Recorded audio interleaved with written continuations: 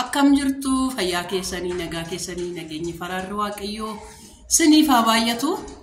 Eebbuun koo wiicharii haaraa argattee har'a abbaan eebbuu qo'ee akkamittan gadi baasa jedhaa jira.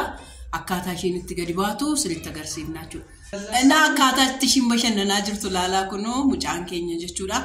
Amma adaraa rabbii adaraa waaqa jiraata. Fooqonni ijaaramaa jiranii ijoollee keenyaaf amachii miti. Amma akkamitti gadi buufna mee ilaala dhugaa rabbii ilaala darajoota kan akkam goonee buufna mee hoggaa fooqni kun ijaaramu mootummaan ijaan qabu moo kontiraaktarri ijaan qabu moo ijoollee keenyaaf garuu maalumaaf akka wannoo keessa galee hin hojjetamne beeku kana siniin jedhaa jechuudha. Waanuma fe'eef iyyuu kaa akkaataatti buutu sinitti agarsiisuuf jechuudha. Akkaataa abbaan itti buusa abbaanii sin gargaara jennaan lakkii tooftaan jiraa jedhee mucaa koo na jalaa konkolaachisa moo akkamitti buusa laata istii kun yaa gooftaa Yesuus wayyoo haadha taatanii hoggaa yaaddan jechuudha dhugaa rabbii gooftaa Yesuus meeshaa akkaataa inni itti buusu walumaan daawwanna dhugaa rabbii mucaa koo mataadhaan akka naamne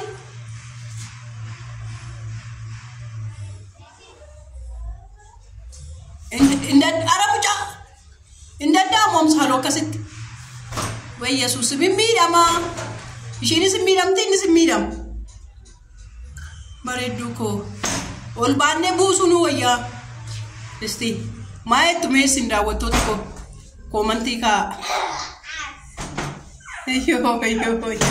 mucaa koo garaashii ba Yesuus Kiristoos bakka isaati jechuudha.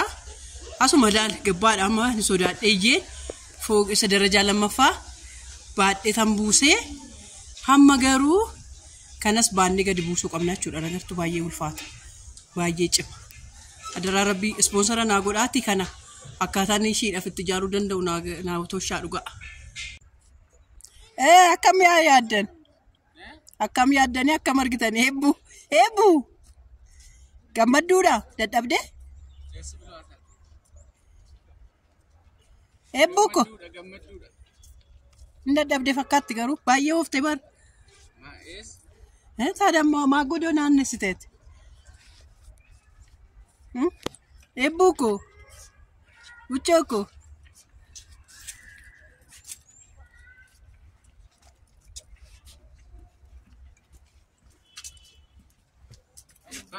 Ibba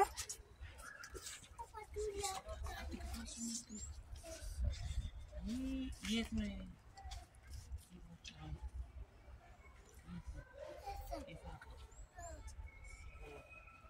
Aduun garuutti cima abbaa aduun radafi.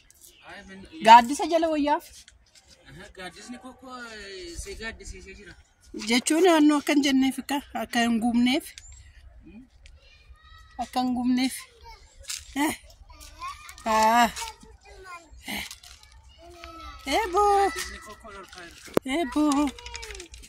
Eebbu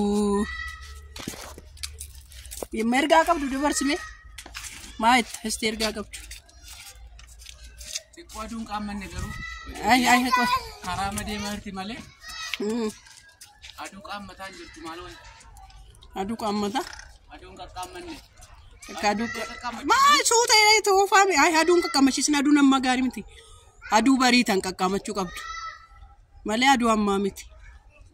Enggak, aduh amma udon ta'in aduh kenama. Garuu yeroo malee baafne bar ijoolleen argattu amma ijoollee sa'aatii kuwannoo irratti argattu ijoollee baay'ina. Qofaa qabsiisu itteeti. Heebbuu. Ergaa qabdu mee ijoollee warra akkasii warra mana keessatti faadhosan mee ergaa qabdu. Maa ettasti? Nurra fidaa nurra oolchaa. Inni eegnaa fiiziyooteraappii hojjennaa fi nu kaffalaa jedhaan. Nu bira gara fuulduraatti kaayyoo keetidha kaa kun. Fiiziyooteraappii hojjennaa fi akkas eegnaa yeroo isin hojii keessan ooltan yeroo isin hojii keessan deemtanii hojjettan isinii eegnaa isinii kunuunsaa oollaa amma isin hojii galtanitti. Kanaaf Kana Fidadha. nubra fida.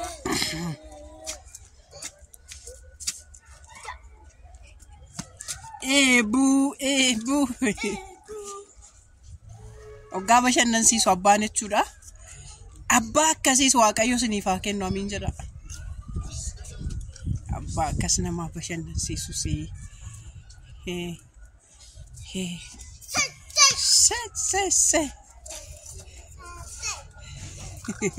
ዛሬ ነው አይደል የምታያት? ዛሬ ነው የምታያት? አይ አያታለሁ። ስንሸከም ነው እንጂ እንደዚህ ስንሄድ አይቷት አያውቅም። ያው አኪም ቤት ሲወስዳት ያያታል።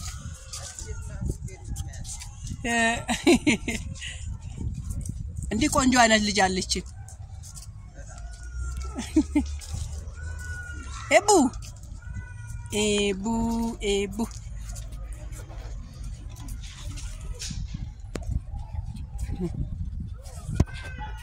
በሬዱ ኤባኮ ወይ ጉብቹ ለካ መዘረታ አንተ ዱዱበት ደሙ እንደጠቢያ ነው ዱጋ ዱዱበት ደሙ እንደጠቢያ akkana fide aya durran godi adun sa du gari miti bar busha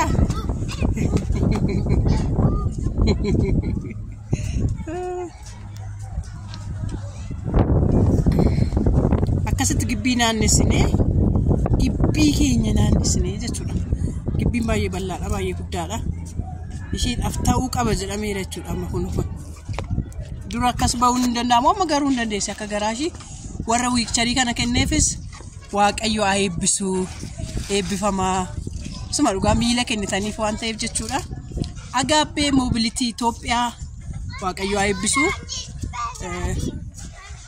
ijoollee keenya hedduu gargaaraa jiru warroonni wiikcharii dhabdan isaanii bilbila isaanii isinii kennuu hin danda'a Facebook isaanii Agape Mobility Itoophiyaa jedha YouTube isaaniis akkasuma jedha waan hundu TikTok isaaniis ordofaa isiniin jedha wiikcharii bareedduu kennanii fi Waaqayyo isaan haa eebbisu waan jettan qabdu nagaan turaadhaan nagaan turaa ciao ya daawwattoota koo akkaataa itti darajaa asii olii baafnu isinitti agarsiisaa jira kontiraakteriin biyya keenya qaama hir'uu ufsammuu isaa keessatti naqatee toon ijaaru amma akkaataa itti baafnu malee wallaalli gibbii keessa naanna'aa oolte duras akkaataa itti buufne argitaniittu amma qoy abbaa eebbufaana baannee asii olii baasaa jirra kuni garuu sirrii miti warroonni nurraa argitanii akkasitti baattanii deemtan adaraa keessan kuni sirrii miti jalqaba mucaa ofii baattatanii gashuudha mucaa ofii eega baattatanii gashaniin booda wiikcharichuma baattatanii gashuudha malee mucaa fi wiikcharii faana baatanii gashuun gaarii miti garuu asumaan sinitti agarsiisuu fi rakkina jiru dhiphina jiru sinitti agarsiisuu fi malee jechuudha kalgu wayin qaama hir'uudhaaf jechuudha naannoo mijataa miti namni jechuudha manuu baannee fakkeenyaaf odoonaan mucucaadhee kufee mucaan achitti sammuudha faxafaxamtee jechuudha garuu kun sirrii miti mucaa keessaa manni baannee gashuu qabnaa turre dogoggora keenyadha kuni nuuf kashaa jecha garuu wiikcharicha baatanii ol baasanii gadi buusuu baqa baay'ee cima jechuun rakkina biraa irratti rakkina biraa jechuudha akkaataa itti baasaa jirru laala beekuun immoo saaf taphadha beekuudhaaf taphadhaan nu rakkisaa jira akka malee asitti baannee asitti ani nani walladhe mucaan odoo amma asitti na harkaa lafa dhoofteetti ta'e maalan ta'a jedhaatan ture jechuudha dhugaa rabbii iyya sagalee kootiin jalaa dhaamse malee wayinimmoo dhugaa rabbii asitti mucaan dhugaa gaafa ishiin akkasitti odoo anaan akkasitti jechuudha filiqqanee gaddannoo baay'ee yaada waan isaa cimaadha kun sirrii miti garuu warruma gara fuulduraatiif immoo warri mana jaartan na dira